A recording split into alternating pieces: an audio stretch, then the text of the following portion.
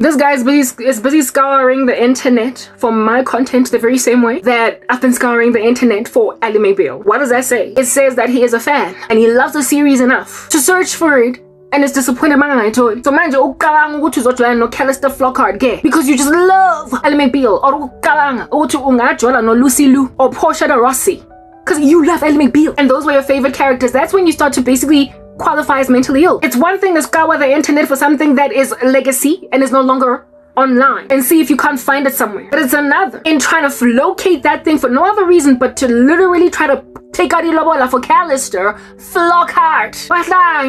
And that level of mental illness. You're hlanya on your own. Ingathi together sindawonye manje sesiyahlanya. Mina ngihlanyiswa indaba yokuthi after finding me on the internet and becoming a massive fan of my show. Lo uhlanyiswa indaba yokuthi ucanga angangichata. Sihlanyiswa into eyi-1 kodwa mina ngihlanyisa indaba yokuthi uyahlanya nomuntu. Labantu. It's not just one. That is what the war that you have waged on South Africans has done to people. That is the amount of danger that people have been put in this country by entitled ritualists. Abacanga ukuthi bangathola enye nenye into abayifunayo. Lo muntu lona yi-fan nje e-rabid ehlanyayo kodwa ukuthi uzongichata. So manje when you're busy getting summoned by a subscriber because you stopped posting online, what would you do when you're in your right mind? Okay, ignore. If you're on a hiatus from social media, honey, you're on a hiatus from social media. And if there is some fan that needs you to be posting every single week, whatever, who are you? I don't care. I've got my own life and I make my own decisions. I am an autonomous decision-making being. And I've made a decision that I'm not going to post for a year. So whether or not you get the shakes and you wither and withdraw like a junkie when I'm not posting is irrelevant because I wasn't doing this for you. If you can't exercise self-control, alright, buddy. But I'm not at your beck and call. I'm not at your mercy. I am not your little demons that you summon in a cauldron. Beyonce. I have a crush on some guy by the name of Chooks on the internet. He does comedy content.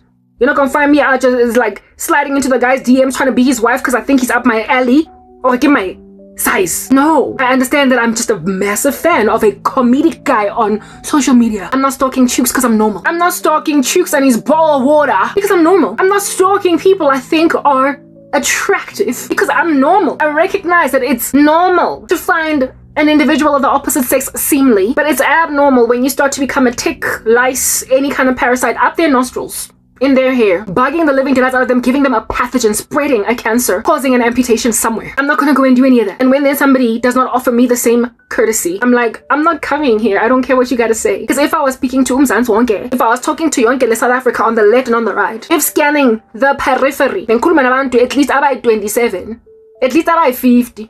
If mengithola ama subscribers at least ayi 2 per video when you post out, maybe yes, seeing as heaven rejoices when even one sinner repents.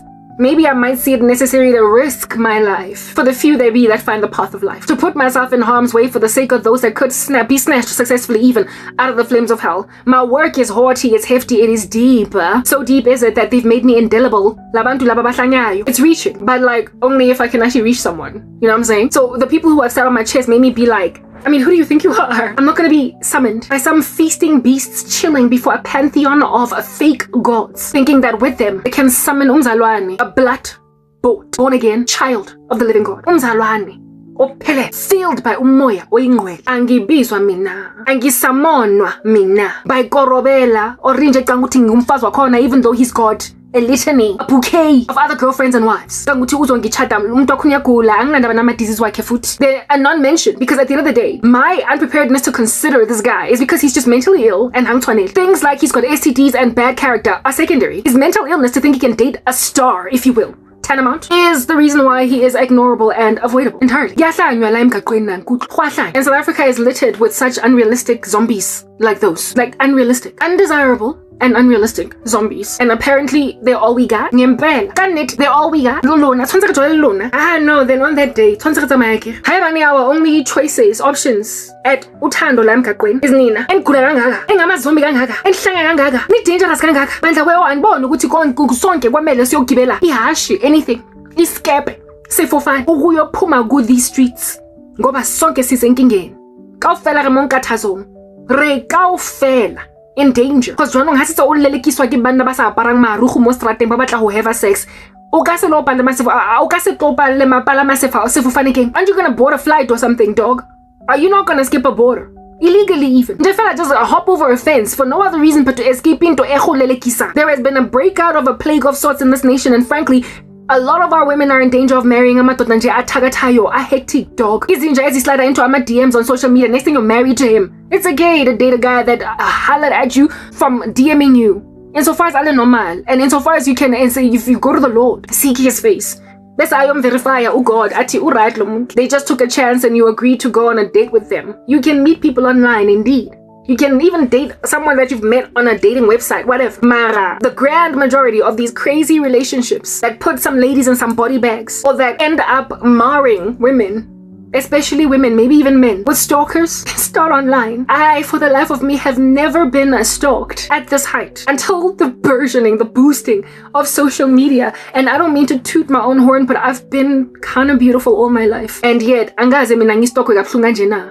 Until now, until recently, until social media. So the great majority of weird creepazoids that follow people around for like ever, sometimes even unto death, that endanger human beings, came about as a result of way too much access per single individual unique person on earth by the rest of the world. It has increased the danger that we all are in the dating scene. Weird. So that's why I don't do online dating, especially considering I'm Christian. So it's hard enough to come across a real saint or gereka every day, Monday to Friday. How much worse is it then when you go on the internet? And secondly, it's just dangerous because people study you. Do you understand? They study you and then they become what you want. People study you for a season and then they become exactly what it is they imagine you will accept. The likelihood of you being studied so carefully with prosperity on the part of the student to crema so much that they could actually look like they're right up your alley and they're compatible when you have been paraded in front of them on social media is much higher than if you met a person at the mall,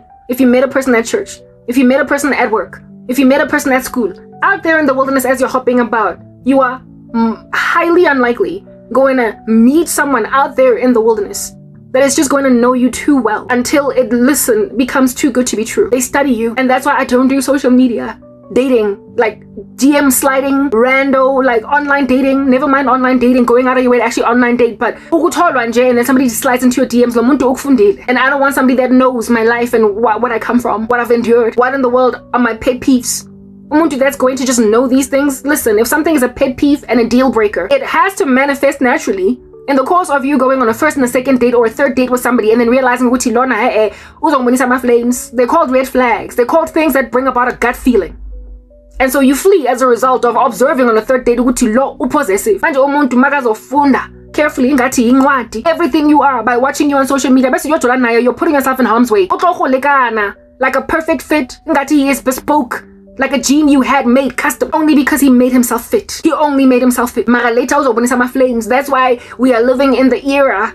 And frankly, I never endured that when I was growing up. You all know I'm 41, right? I'm not a spring chicken. I came up growing up in an era where it was just foreign and just it was a, what do you call this, like it was a moot concept. Love bombing, love bomb, like showing a person pulling out all the stops, dog, to make a woman feel like she's the most, like she's the only girl in the world. Love bombing that then fizzles away after 2 or 3 dates, and never mind all that love bombing, but blocking and ghosting. Oh goodness, like Gen Zs, I am so sorry for how you're growing up. Like listen, I am so sorry. Gen Zs and Gen Alphas, maybe even late millennials, I'm sorry you don't know what it's like to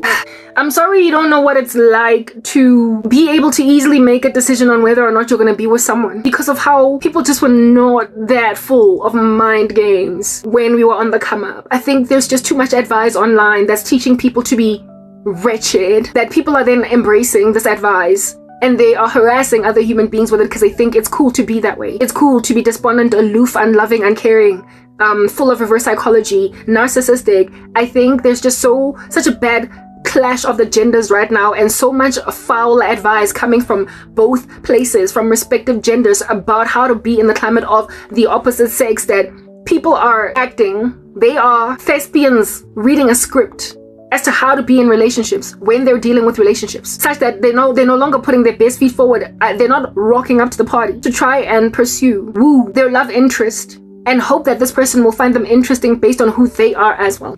I think so many people are just taking advice on the internet for love, for dating, for romance, that men are being counseled to just be deadbeat, like cold, aloof, and dastardly monsters to women. Otherwise, they're simps, and women are told, hold back, don't like, protect yourself, be this almost masculine, androgynous, I wanted to say androgynous, not erogenous. Be this masculine, though sometimes erogenous, because they're hypersexualized woman. That's just not going to be who you would have been in your own natural space because of your own natural instincts given you by God as to how to act in the climate of a guy that you like. And so everybody goes in reading a script, and they're thespians acting in a theatrical production. And so there's just a chunk of psychological manipulation going on, expectations being raised to the heavens, and people coming out of there just crashed and burned and full of hate. I am so sorry, Gen Zs, that you're growing up in an era, the ones that were born later, millennials, the way it is that you don't know the authenticity of a guy really just trying. Now from as early as high school, dudes already got games, dog, games. A lot of times games come on later on when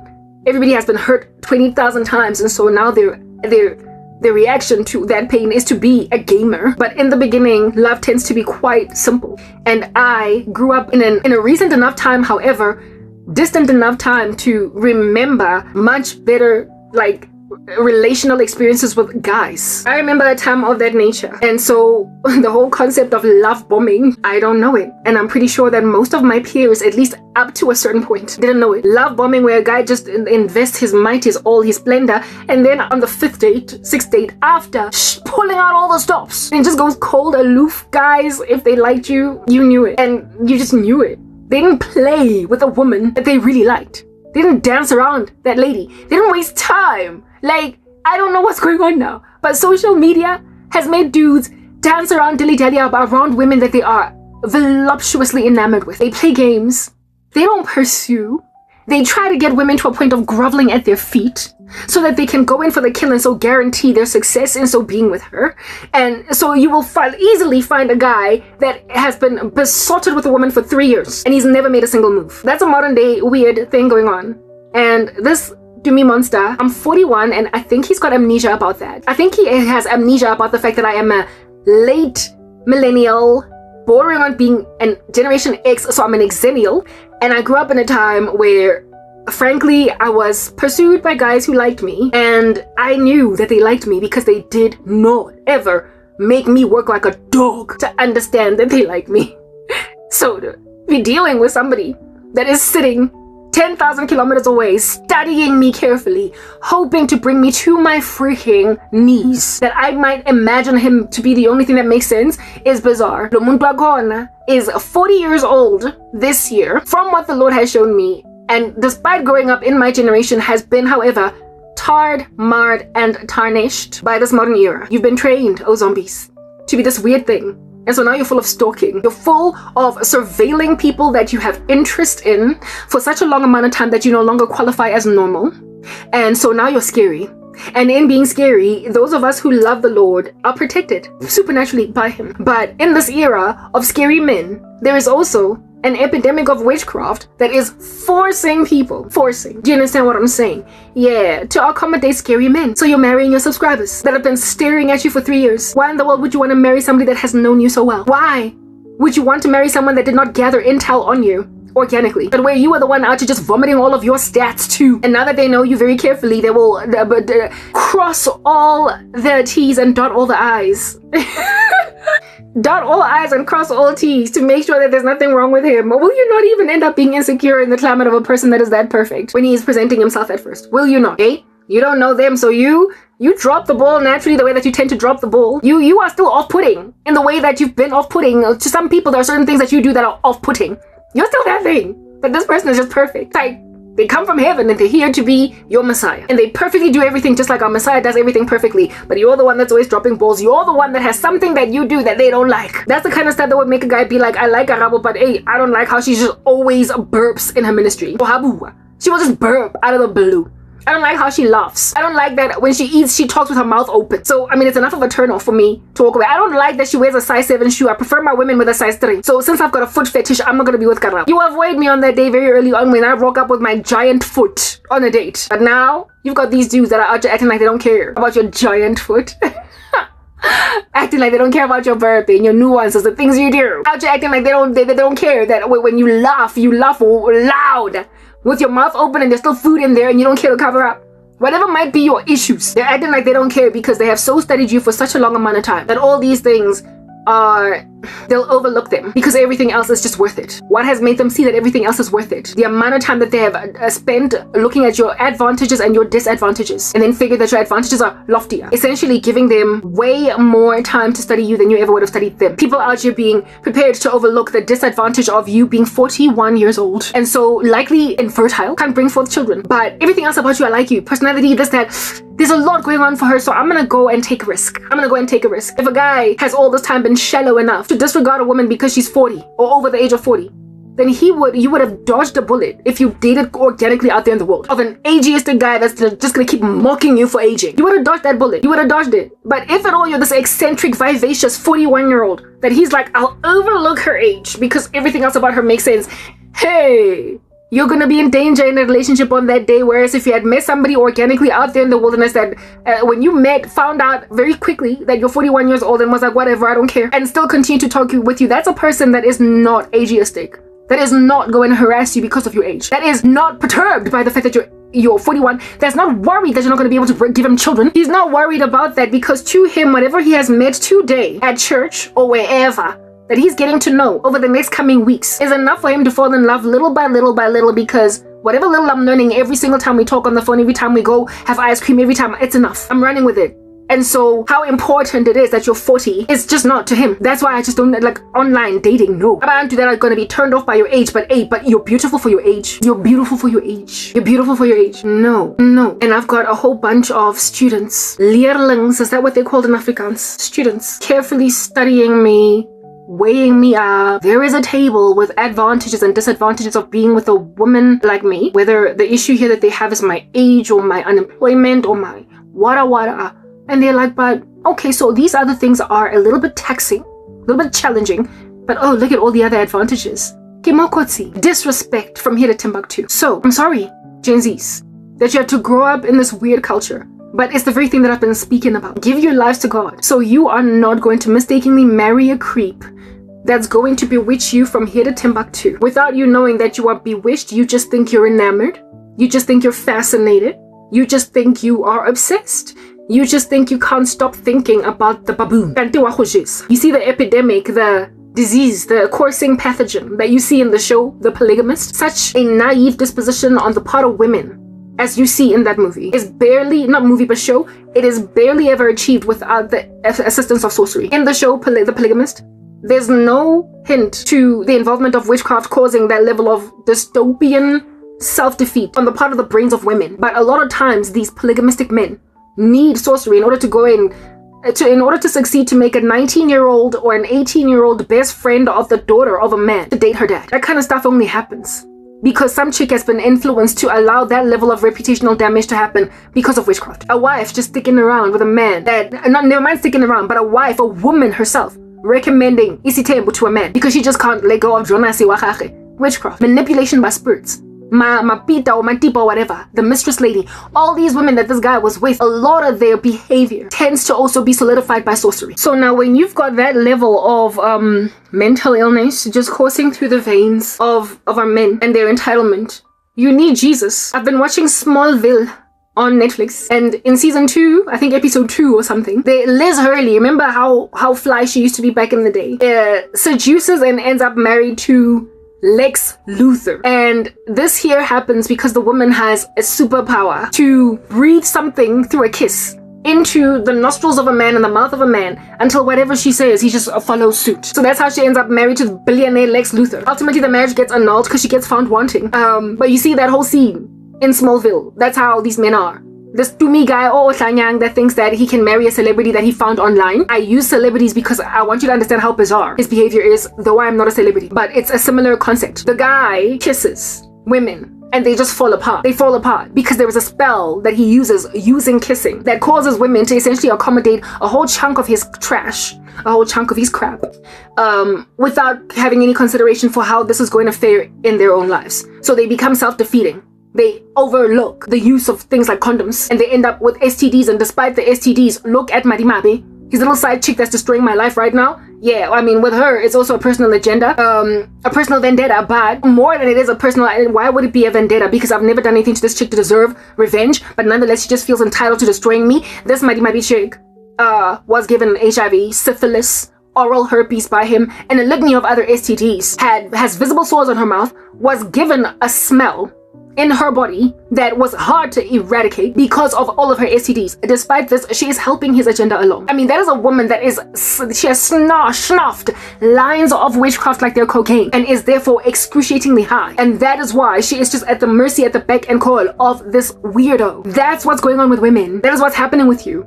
And in a nation where there is an epidemic of HIV and AIDS just spreading, you know how Jonas keeps on drinking herbal medication and whatnot, but won't take his ARVs, and that's why the guy ends up dying from full-blown AIDS. This Dumi guy is exactly like Jonas. He doesn't take his medication. I don't know if he's taking herbal medication for it, but what is certainly true is that he insists on maintaining his HIV transmissibility, his infectiousness, his viral load at a decent enough height that he might succeed to infect whoever he sleeps with because he's actively spreading it. He, however, does not want to die 2 seconds from now. So because he doesn't want to die 2 seconds from now, he takes just enough ARVs iteratively, sporadically, but not frequently enough for him to be undetectable so that he can be maintained as infectious, because he's picking a bone with women. And just like Jonas, he's CEO of some company. In the office. That's exactly what this Madimabi nonsense did. She seduced him, you understand? And now she's popping ARVs. ARV just as Umatipa in The Polygamist. Megatata antibiotics after what is this? Gonorrhea. She was, you know how in the show she's got gonorrhea. She got gonorrhea. She was diagnosed with gonorrhea. Tatama medication wake. As well, Joyce. Tati medication. Tati medication. Everybody is taking meds. Wants to get better. Does not want a lingering STD. That's going to make you infertile, that's going to make you smell all the day long, that's going to make you a taboo in society, that's going to make you a very unhappy human being. Remember how I told you that this guy has an ex-wife that was always going to disk him? I made a joke saying that the way a pharmaceutical before I get so I'm preparing like order because if at all they were to start preparing it when she's in front of the in front of the pharmacist, they could be here all night, they could be here all day. So the moment I can go or even the night before in Jeffela. Because all night batla ba sebetsa Jeffela ba ntse ba paka di medications tsa gagwe. Mosadi wa teng wa go nya dipilisi. Doctor mosadi wa teng ke hae mo jwetsa hore o sure go batla go mo lenyalong lena. I'm speaking to you not as a doctor but as a friend. Ngoba every time you come to me I have to diagnose you with a new disease. Unjalo lo muntu we are spreader and icondom yena ndaba nayo, and this kiss of his is what makes women dizzy enough to not even use condoms with him. Even though first time liye mfazi wakhona wagcina akwatile wamdivorce because ona khathese ke nonzo yako doctor alotsuba dipilisi ona khathetse ke ho kwenya kweng. Mara basadi ke bona bankang di ARV tsa bona, basadi ke bona bankang di antibiotics, basadi ke bona bankang anti-parasitic medication, whatever might be the thing that this guy put in their bodies. Yibo abagwinya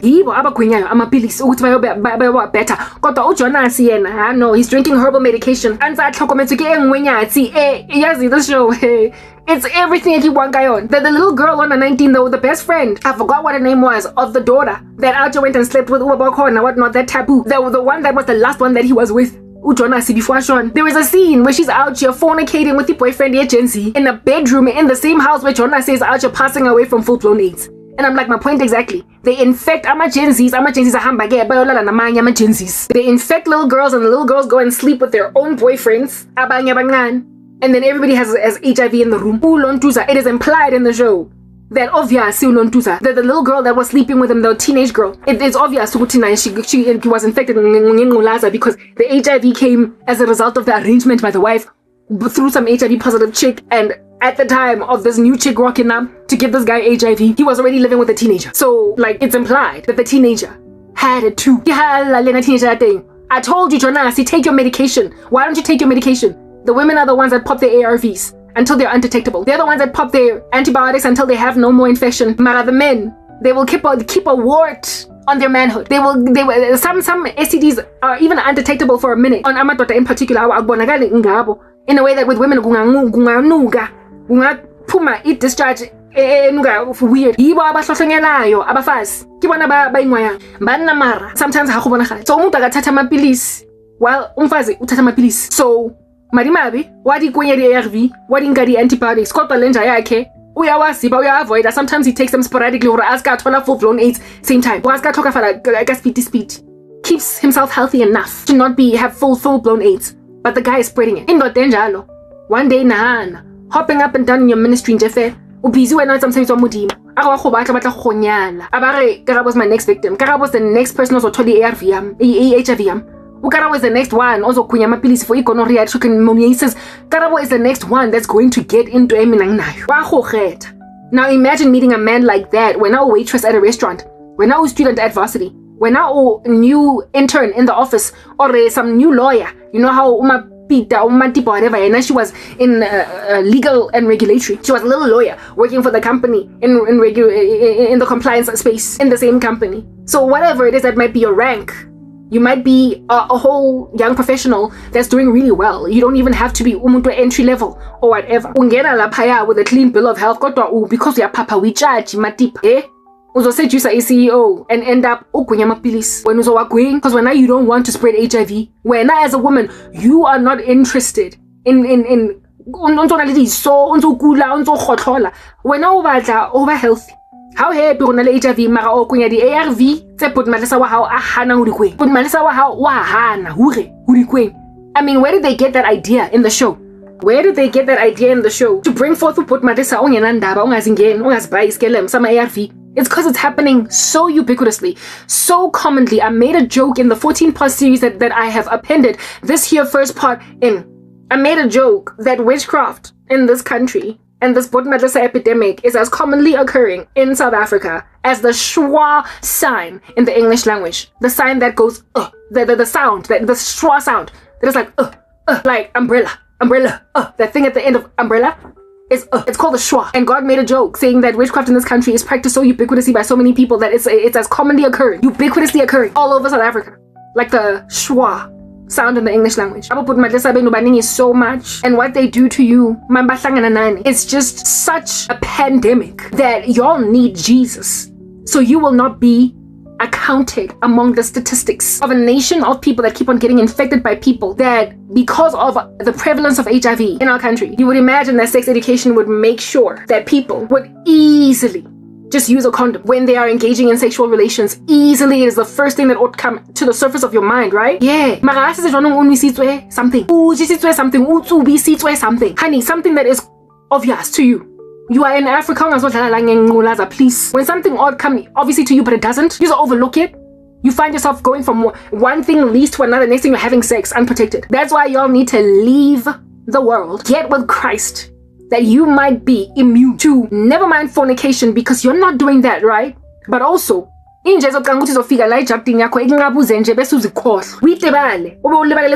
bad enough you're fornicating, now you're also doing it raw with a guy you met last week. He's always splurging on women. What makes you think obviously you're cool? As the woman, antibiotics. You're just gonna watch him and walk around monakadi so momulumu. This to me guy, diso. Hatlo for this. Abazwan na medication and angazi ukuthi yini ngabo. Maybe maybe the demons in them have made them so self-destructive. Mara, I mean really and truly, what's gonna protect you from ending up in the hands of such a crazy gnarly Botmadlesa as that? Oh God. First and foremost, abstinence. The Lord insists on it. Fornication yanbulala lankutla. Yala ravas. Protect a condom at your leisure. Protect a condom until one day you end up having sex without one. Why? I'm so careful usually. Got to this time around without protection. Next thing, a few weeks down the line, you've got a funny rash. You get sick. Some people have symptoms. The early onset of HIV, however, it goes undetected for a very long time. The one time when you went unprotected, why? Especially considering you had sex with that person so quickly after the first time you met them. Who protects you from buloi? Liz Hurley, go Smallville. This thing, this magic that she breathes into a man, and then Lena is just dizzy and ends up doing her bidding. But Clark Kent, Superman, Superman. Y'all know I like science fiction. Is the only one that's immune. Clark Kent is the only one that could resist her. Long story short, you in yourself have to have a superpower. You in yourself have to have a spirit that can resist that level of demonic manipulation in order for you to be the one person that Inja can think even I'm a condom. You'll be the one person that's like, I'm not even trying to kiss you and food indoda nje ethrivayo ephilayo ngemithi day and night 24 hours a day. All he can do is grant, chant, and afflict you with his pantheon of gods. You're the one that because you've got the spirit of life in you, angakuthikazisa ngeheadache, maybe angakubora ka demonic oppression, ukafila some kind of under the weather, heavy, ingathi you're walking underwater. You can feel the oppression around you. It's not like you're so immune that you're still jumping up and down like a kangaroo in the streets. No, you will feel it, but it'll feel like demonic abuse. It'll feel like witchcraft attack. Christians, experienced, even non-experienced, will tell you what an attack feels like. You get heavy, maybe sleepy, really sleepy. You might get a headache, light on your feet. Even though you slept for 20 hours, you will still feel like sleeping some more. But you will know that it's a demonic attack, and so you pray through it, and then you come out on the other side. Mara, you don't suddenly feel like I need to go and sleep no time. Especially considering you are regulated by a moral code. You don't fornicate. So, in that now is bizarre. It's like, dude, have you no respect for my convictions? I don't have sex before marriage. Ngama sex spells, hey guys, wait again, Africa. This to me guy's not the only one that has afflicted me. Eventually. But all that it'll come to you as when you are a Christian is why did I get a sex dream? I don't like any of that. You will ward it off like it's a stank in the room, like umsuzo. You'll aerate and then you will carry on as normal. And the funny feeling that you have, you'll also overcome that over time. Or headache, 2 days, maybe even 1 day, perhaps even just a few hours. Especially when you're fasting. That level of protection, it don't come anywhere else. I'm telling you now, other than in Jesus Christ. I need to go pee. Okay, I'm back. No, that level of demonic, okay. That level of demonic attack. What girl, no guy. You don't conquer that without Jesus. So, I know I can be long-winding. Here, this video, this appendage. I didn't even intend on Ukuluma too much, just to only introduce in the next video, because in the next video, I was basically recording as one who is speaking in retrospect because now I'm in South Korea. Because listen, my mind was made up. My mind is made up.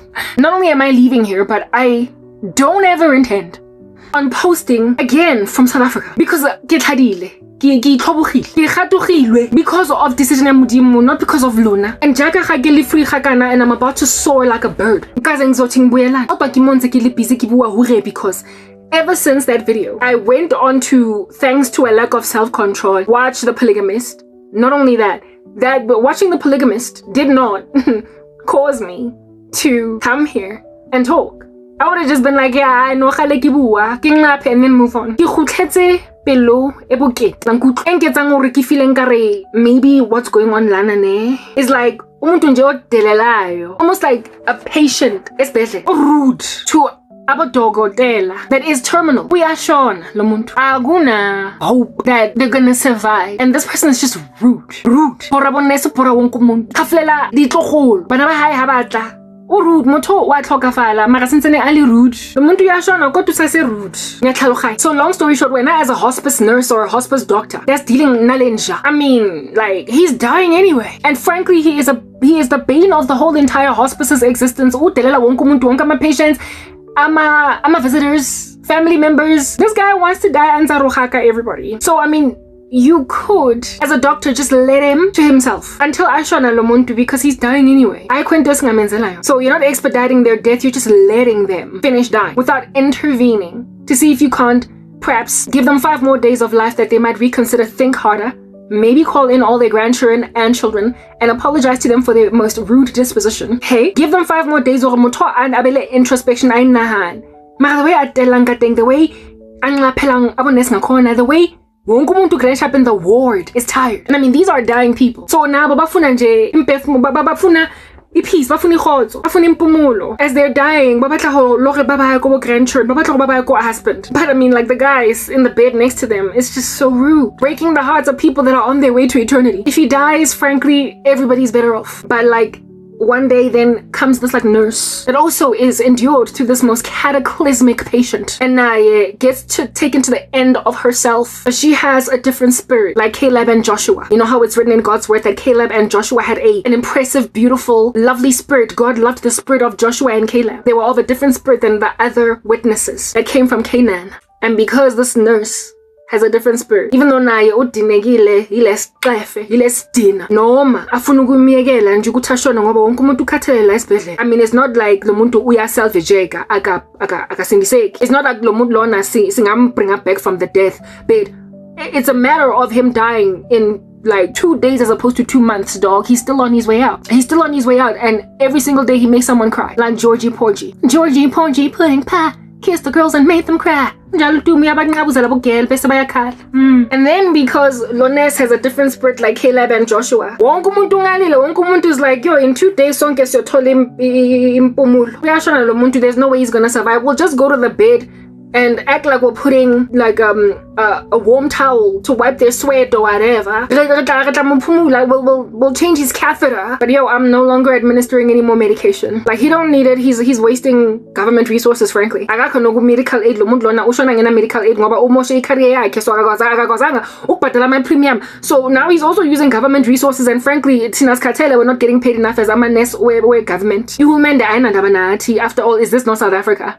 So will every so often put a warm towel on his forehead, but let him go. I mean, we're not killing him. He's gonna die anyway. And then this nurse with a different spirit starts working in the hospice, deals with this bamboon in herself. Woo!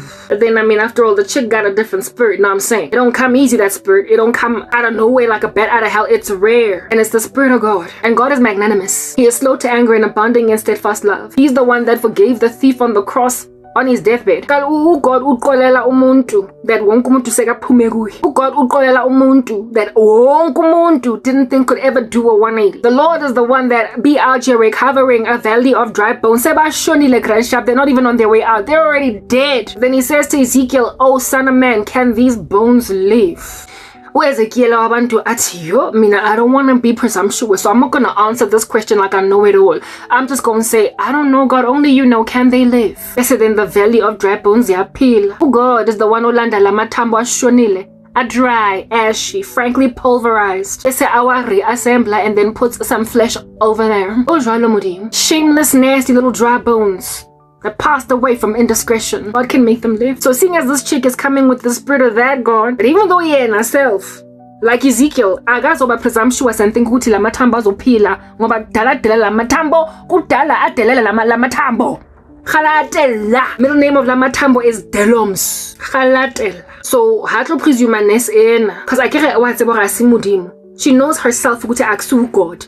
Umzalwane, but she's in herself, not God. Angisho lo mzalwane ukhathele naye kodwa uyazi deep down ngaphakathi somewhere in those crevices where ake God mara le nna ke tenile grandshap nyatlhaloganya ukuthi why wonke la bodokotela nama-nurse and even other patients nabo no they baqedile ngalenje. I get it, and frankly mina, if it was up to me in my humanity as umuntu mengizomyekela ukuthi ashone kinini aphefumula let him die. I say, oh God, Abuza, this chick, son of man, daughter of man, can that little bag of bones live? I mean, what else can a nurse answer that has a different spirit like that of Caleb and Joshua? I don't mean to be presumptuous, Jesus. I don't know. Can they? You only ask God, I don't know, can they? Because you can't say no, neither can you say yes, because while you might be a Christian, you are not Christ. So you ask God, can they? And God will be the one to then not so much answer if these bones can live, but he will tell you, prophesy to them. And say, you're ashy, looking like a cadaver. All the day long with no heartbeat. What's wrong with you, Beetlejuice? The Lord can make a daughter or a son prophesy over some deadbeat ashes. Tambondini, casket and dini, stumbo. Oh, God can make you talk to his stumbo dog. Like, listen, Angnandabanani, South Africa. It's giving me silo rula. Yeah. Amen. Cemetery, cadaver, crematorium, just scribbled all over your forehead by a 5-year-old experimenting with the alphabet. Crematorium. Even abantwana bayazi ukuthi nishonile ure. Wonke umuntu grandshap needs to go and attend an unveiling the way that it's been so many weeks since ushona. No, bese uGod aya ku amatambo grandshap awasanuki nokunuka the way amameka sewaqedile ukudla ngakhona. Been dead for a minute lenjale. You. Bese uGod athi prophesy and saying ngicela niyophila do.